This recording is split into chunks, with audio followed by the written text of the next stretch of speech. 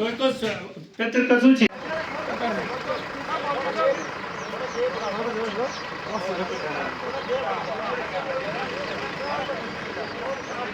कितना आनंद आता है जब इस देशभक्ति के गाने को आदमी आराम से, अब बदकिस्मती का आलम है कि कई लोगों को, मुझे भी कई अल्फाज अभी इसके समझ नहीं आते हैं। कार्यकर्ता होने के नाते भी हम उन प्रोग्रामों को मनाते हैं। तो आज उस गाने की जो भारत माता की आजाद हिंदुस्तान जिंदाबाद, आजाद हिंदुस्तान जिंदाबाद, आजाद हिंदुस्तान जिंदाबाद, हिंदू मुस्लिम सिख इत्तेहाद जिंदाबाद, जिंदाबाद, हिंदू मुस्लिम सिख इत्तेहाद जिंदाबाद। कार्यक्रम बड़ा छोटा कार्यक्रम होता है, उसमें इस नेशनल सॉन्ग का गायन होता है। तो उस नेशनल सॉन्ग को आज 150 साल हुए हैं। ये गाना संस्कृत में लिखा हुआ है, इसलिए कई लोगों को इस चीज में इख्तिलाफात होते हैं कि नहीं जी शताब्दी मना रही है। वंदे मातरम जो राष्ट्रगान, जो बंकिम चंद्र एक चट्टोपाध्याय जी, वो एक नॉवेलिस्ट थे, उन्होंने अपनी नॉवेल में इस गाने को लिखा था। और आज से 150 साल पहले जब भारत एक विदेशी साम्राज्य की चुंगल में फंसा हुआ था, ब्रिटिश रूल में फंसा हुआ था, तो आजादी की यहाँ जब कश्मकश शुरू हुई लोगों को इकट्ठा करने के बातों की, यहाँ पर अगर कोई जिसको नॉलेज ना हो, चाहे उर्दू चाहे इंग्लिश, वंदे का मतलब होता है माँ, भारत का मतलब होता है, वंदे मातरम का मतलब होता है अपनी माँ, माँ से प्यार। इस जो अभी अवतार जी बोल रहे थे, इस सब का मतलब है अपने माँ से प्यार करो। बाकी इसमें कोई आप सोचोगे मैं भी जब छोटा था, फिर हमें कोई बोलता था वंदे मातरम बोलो, मुझे ये अजीब सा लगता था, क्योंकि मैं सोचता था कहीं मुझे इन्होंने हिंदू तो मत बनाया।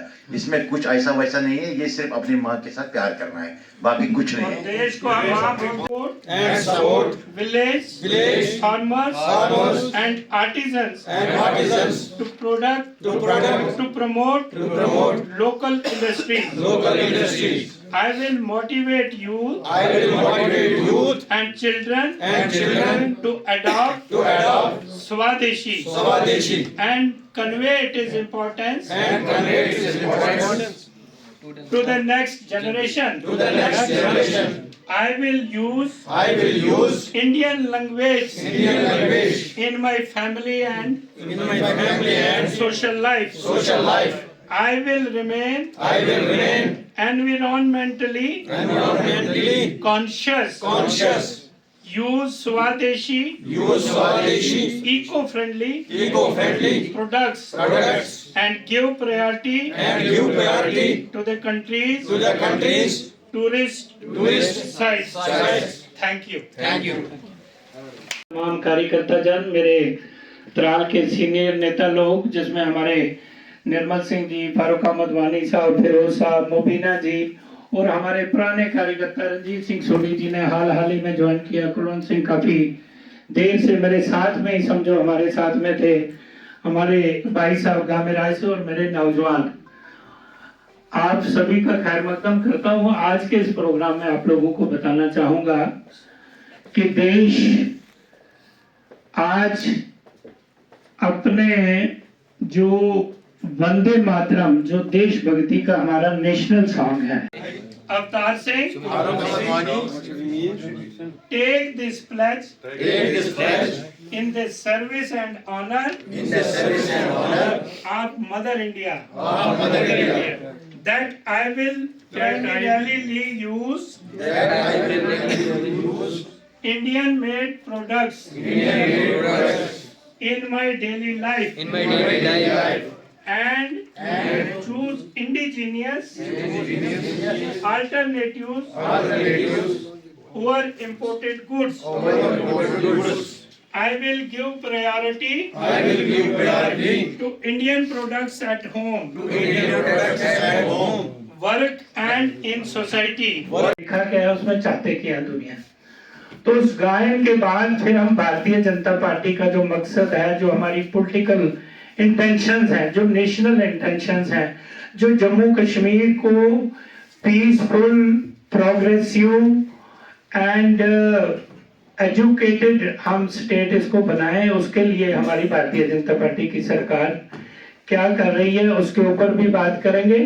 और लास्ट में हमारा आज इस नेशनल इंटीग्रेशन को, आज अपने इस भाईचारे को त्राल में दर्शाने के लिए हम सब यहाँ से एक सिंबॉलिक मार्च करेंगे, यहाँ से बस स्टैंड तक, और बस स्टैंड से फिर हम वापस यहाँ आएंगे। क्योंकि आज हमें खुशी है कि आज हमारी इस महफिल में हिंदू सिख भी बैठे हैं, मुस्लिम भी बैठे हैं, गुर्जर भाई भी बैठे हैं। बदकिस्मती से हमारे पंडित भाई यहाँ से निकल गए हुए हैं। तो कोशिश करें कि हम जम्मू कश्मीर में, आज आपने हाल ही में देखा कि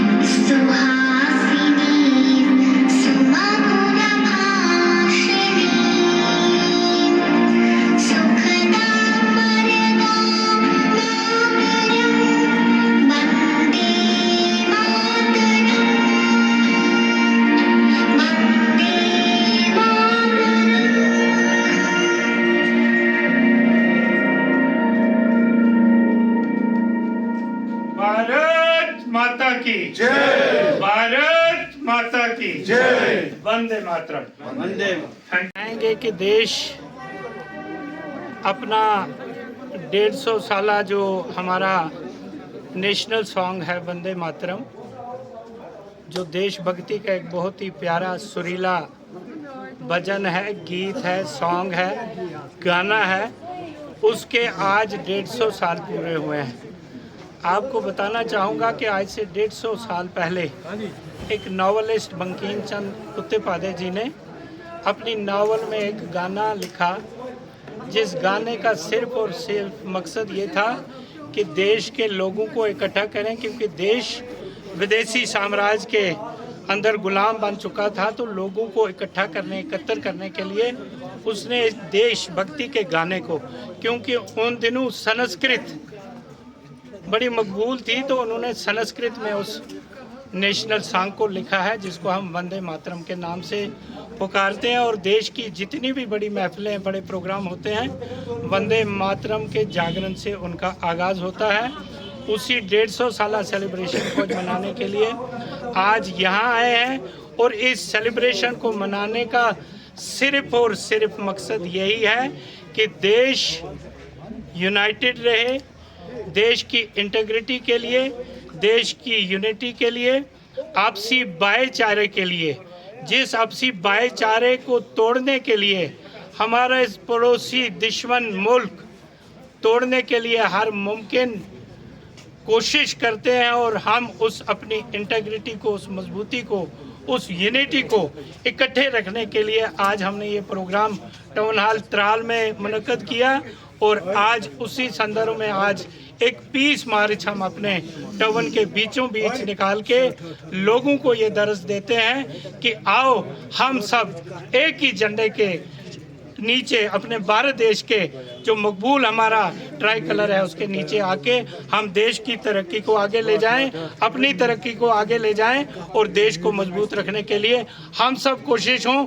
क्योंकि देश मजबूत होगा तो हमारे मोदी जी का, हमारे प्राइम मिनिस्टर साहब का जो रंगीला सपना है विकसित भारत, ताकि हम 2047 में जब देश अपनी पूरी शताब्दी आज़ादी की मनाएगा, तब हमारा देश दुनिया के सबसे अजीम तरीन मुल्कों की फहरिस्त में नंबर 1 पे खड़ा हो।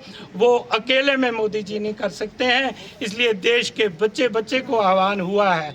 इसलिए हमने भी अपनी भूमिका निभानी है, हमने सफाई का ख्याल रखना है, हमने देश में जो बनती हुई चीज़ें हैं, देशी चीज़ों को, जिसको हम स्वदेशी चीज़ें कहते हैं, उनका इस्तेमाल करें। हम अपने लोकल एंटरप्रेनर जो हैं, जिन्होंने छोटे छोटे कारखाने खोले हैं, हम उनकी चीज़ों को इस्तेमाल करें। हम त्राल में बनने वाली जो चीज़ें हैं उनको हम इस्तेमाल करें, ताकि हमारा देश मजबूत हो, हमारा इलाका मजबूत हो, हमारा त्राल मजबूत हो। और आखिरी इस मैं अल्फाज ऐड करना चाहूँगा कि आज आप लोगों की चैनल के माध्यम से हम बड़े टूटे हुए दिल से, हम बड़े दुखी हृदय के साथ मजम्मत करते हैं जो दिल्ली में हुआ, और हमें अफसोस है जो श्रीनगर के नौगांव पुलिस स्टेशन में हुआ। हमारे बेगुनाह नौजवानों की, बेगुनाह इंसानों की जो जानें गई हैं, हम उनको अपनी श्रद्धांजलि अर्पित करते हैं।